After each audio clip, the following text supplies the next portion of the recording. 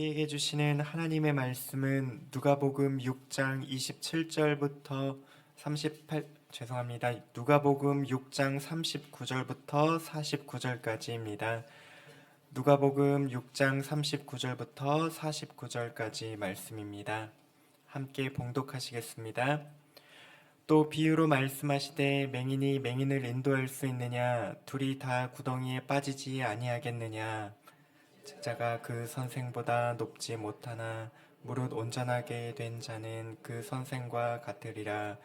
어찌하여 형제의 눈 속에 있는 티는 보고 내 눈 속에 있는 들보는 깨닫지 못하느냐? 너는 내 눈 속에 있는 들보를 보지 못하면서 어찌하여 형제에게 말하기를 형제여 나로 내 눈 속에 있는 티를 빼게 하라 할 수 있느냐? 외식하는 자여 먼저 내 눈 속에서 들보를 빼라. 그 후에야 내가 밝히 보고 형제의 눈 속에 있는 티를 빼리라. 못된 열매 맺는 좋은 나무가 없고 또 좋은 열매 맺는 못된 나무가 없느니라. 나무는 각각 그 열매로 아나니 가시나무에서 무화과를 또는 찔레에서 포도를 따지 못하느니라. 선한 사람은 마음에 쌓은 선에서 선을 내고 악한 자는 그 쌓은 악에서 악을 내나니 이는 마음에 가득한 것을 입으로 말함이니라. 너희는 나를 불러 주여 주여 하면서도 어찌하여 내가 말하는 것을 행하지 아니하느냐? 내게 나와 내 말을 듣고 행하는 자마다 누구와 같은 것을 너희에게 보이리라. 집을 짓되 깊이 파고 주추를 반석 위에 놓은 사람과 같으니 큰 물이 나서 탕류가 그 집에 부딪히되 잘 지었기 때문에 능히 요동하지 못하게 하였거니와 듣고 행하지 아니하는 자는 주추 없이 흙 위에 집 지은 사람과 같으니 탕류가 부딪힘에 집이 곧 무너져 파괴됨이 심하니라 하시니라. 아멘. 오늘 말씀은 전인격적인 제자도라는 제목으로 전하겠습니다. 오늘 말씀은 산상설교의 마지막 가르침이 담겨 있는 부분입니다. 예수님의 제자인 우리 한 사람 한 사람이 어떤 삶의 태도를 갖추어야 하는지 강조하고 있습니다. 예수님을 따르는 제자는 몸만 따르는 사람이 아닙니다. 내면과 말과 행동에 이르기까지 전인격적으로 주님을 따라가야 합니다. 이것을 가르치기 위해서 예수님께서는 4개의 비유를 말씀하고 계신데요. 맹인이 맹인을 인도하는 이야기, 눈 속에 있는 들보를 보지 못하는 사람 이야기, 그리고 열매 맺는 나무 이야기, 반석 위에 지은 집 이야기, 이렇게 4가지를 말씀하십니다. 이 4비유를 통해서 우리의 전 인격이 어떻게 주님을 따라서 잘 살아갈 수 있을지 제자된 삶의 모습을 함께 살펴보겠습니다. 첫 번째, 제자로서 우리는 내면의 영적인 분별력을 갖추어야 합니다. 먼저 예수님께서는 맹인이 맹인을 인도하면 둘 다 구덩이에 빠진다 이렇게 말씀하십니다. 여러분 혹시 시각장애인을 눈이 잘 보이지 않는 분을 인도해 보신 적 있으신가요? 저는 한 5년 전쯤에 4개월 정도 시각장애인 분들을 돕는 봉사활동을 한 적이 있는데요. 제가 만났던 분들은 원래는 눈이 보였지만 중간에 사고라든지 질병에 의해서 시력을 잃으신 중도 시각장애인 분들이었습니다. 이분들이 사회에 다시 잘 적응할 수 있도록 제가 이분들과 함께 주변을 산책하면서 함께 동행하는 게 저의 임무였는데요. 이분들이 인도자와 함께 길을 갈 때 가장 어려워하는 순간이 언제였냐면요. 갑자기 도로의 길이나 갑자기 계단이 나타나서 턱이 낮아지는 순간 깜짝 놀라시면서 굉장히 어려워하셨습니다. 우리도 계단을 내려가다 보면은 계단 다 내려간 줄 알았는데 계단이 하나 더 남았을 때 갑자기 쑥 꺼지면서 깜짝 놀란 적 있으시죠? 이런 것처럼 시각장애인 분들은 그런 갑자기 이렇게 턱이 내려가는 그런 순간들을 수시로 경험하면서 놀라는 일들이 굉장히 자주 찾아왔습니다. 그래서 그분들이 넘어지지 않고 잘 길을 걷도록 하려면 미리미리 길을 잘 알려드려야 했는데요. 예를 들면 세 걸음 앞에 턱이 나옵니다. 세 걸음 앞에 내로막길이 나옵니다. 이런 식으로 안내를 잘 해드려야 했습니다. 그러기 위해서는 인도자가 온 신경을 주변 상황에 신경을 써야만 했는데요. 이처럼 눈이 잘 보이는 저도 눈이 잘 보이지 않는 분들을 인도하는 게 굉장히 어려웠던 기억이 납니다. 눈이 보이는 사람도 보이지 않는 누군가를 인도하는 게 쉽지 않는데 하물며 시각장애인이 시각장애인을 인도하는 것은 불가능에 가깝다는 것을 알 수 있지요. 이것은 예수님께서 비유로 하신 말씀입니다.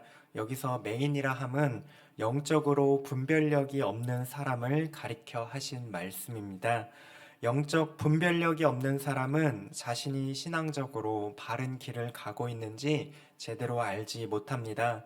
결국 스스로 잘못된 길을 가면서 다른 사람들을 인도하면 둘 다 제대로 된 길을 갈 수가 없지요.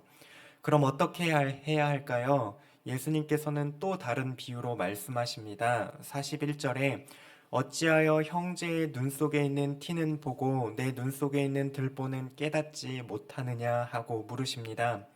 우리 눈에 전봇대와 같은 큰 들보가 이렇게 박혀 있는데 그것을 보지 못하는 것도 굉장히 이상하죠. 그러면서 남의 눈에 보이는 굉장히 작은 티끌, 먼지와 같은 그 티끌을 떼어주겠다고 야단 법석이냐, 이렇게 예수님께서 말씀하고 계십니다. 예수님은 자기 눈 속에 있는 들보를 먼저 빼어내고, 그런 다음에 형제의 눈에 있는 티끌을 떼어주라고 말씀하십니다.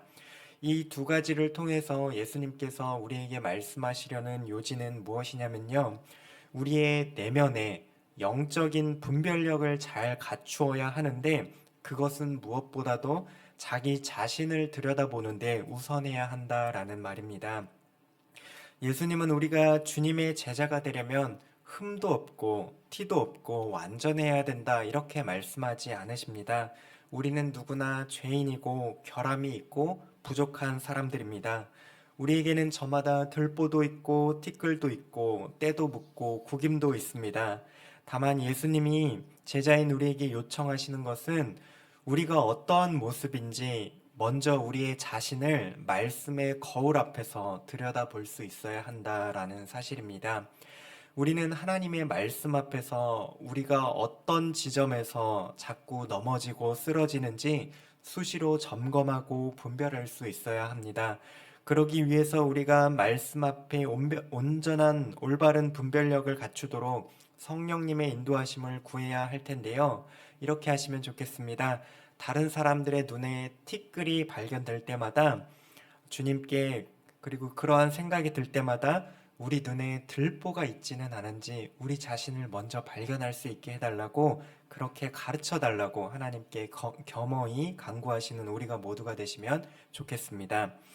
내가 매일같이 넘어졌던 그 자리가 어딘지 발견하고 그곳에서 다시 넘어지지 않도록 하나님께 은혜를 구할 때 하나님께서는 우리를 다시 일으켜 주실 것입니다.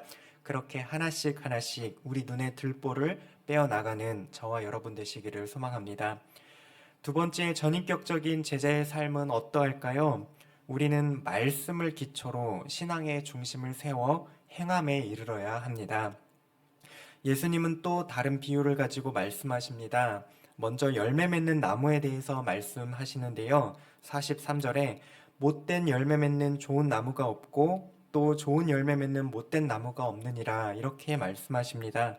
그렇다면 좋은 열매를 맺으려면 무엇이 중요할까요? 가시나무에서 무화과를 딸 수 없고 찔레에서 포도를 따지 못하지요. 어떤 나무인지 그 나무라는 본질이 굉장히 중요합니다. 사람 속에 있는 것, 마음에 가득한 것이 입으로 말이라는 열매로 나오게 됩니다. 말, 일상과 신앙의 이 표현은 바로 우리 마음의 본질, 마음의 중심을 따라서 결정됩니다.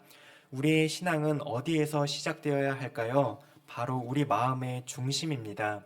예수님께서 우리 마음을 변화시켜 주실 때 우리는 자연스럽게 선한 열매를 맺는 삶을 살게 됩니다. 그렇다면 바른 중심을 가졌는지는 어떻게 알 수 있을까요? 46절에 너희는 나를 불러 주여 주여 하면서도 어찌하여 내가 말하는 것을 행하지 아니하느냐 이렇게 말씀하십니다. 신앙의 중심은 행함을 통해서 드러나게 된다라고 말씀하시지요. 우리가 기억해야 할 것은 행함이 있어야 구원받는 것이 아닙니다. 행함은 결코 구원의 조건이 아닙니다. 그렇지만 구원받은 하나님의 백성, 하나님의 자녀는 반드시 하나님의 백성다운 행함이 따라오기 마련입니다. 특히 행함이 진짜 참되고 진실되다는 사실은 홍수가 나고 폭풍이 찾아오게 될 때 분명하게 드러나게 되지요. 얼마 전에 사회적 이슈가 되었던 사건 중에 하나가 바로 기초가 부실해서 무너진 그 순살 아파트가 있었습니다. 겉으로는 화려하고 멀쩡한 신식 아파트였을지 모르겠습니다. 그러나 하중이 무거워질수록 기초가 부실한 건물은 균열이 생기고 무너지게 됩니다. 우리의 신앙도 집과 똑같습니다. 예수님은 말씀을 듣고 행하는 자야말로 기초가 든든한 집과 같다라고 말씀하십니다. 말씀을 듣고 행하는 자는 하나님의 말씀으로 기초를 세워서 하나님의 말씀을 든든히 붙잡는 사람입니다. 진짜 중심이 든든한 신앙의 사람은 폭풍이 오고 삶의 시련이 올 때에 흔들리지 않고 계속해서 하나님의 말씀을 붙잡고 살아가게 됩니다. 우리의 중심이 눈에 보이는 상황이나 환경, 그리고 두렵고 떨리는 감정이나 생각이 전부라고 여기지 않습니다. 하나님의 말씀이 하나님의 나라에 이 세상에 진짜 참된 현실이라는 것을 믿고 한결같이 하나님과 동행하며 걸어가는 사람이야말로 반석 위에 집을 지은 사람과 같습니다. 사랑하는 성도 여러분, 하나님의 말씀을 신앙의 기초로 삼을 때 우리의 믿음은 흔들리지 않을 수 있습니다. 홍수가 몰려오고 인생의 폭풍이 찾아와도 우리는 무너지지 않습니다. 신앙의 기초, 신앙의 중심이 든든한 사람은 어떠한 상황 속에서도 하나님의 말씀을 붙잡고 말씀을 따라서 걸어갑니다. 왜냐하면 하나님께서는 말씀으로 세상을 창조하셨고 말씀으로 능력 있게 폭풍을 잠재우셨으며 말씀으로 이 세상을 다스리기 때문입니다. 열매 맺는 나무와 반석 위에 지은 집 비유 이 두 가지를 정리해 보겠습니다. 좋은 나무는 좋은 열매를 맺습니다. 우리의 마음, 신앙의 중심이 어떠한지에 따라서 우리는 선한 열매를 맺을 수 있게 됩니다. 그 중심은 무엇으로 세울 수 있을까요? 바로 하나님의 능력 있는 말씀입니다. 세상의 가치나 세상의 교훈들이 아니라 하나님의 말씀을 붙들 때 폭풍 속에서도 흔들리지 않고 담대하게 견뎌낼 수 있을 것입니다.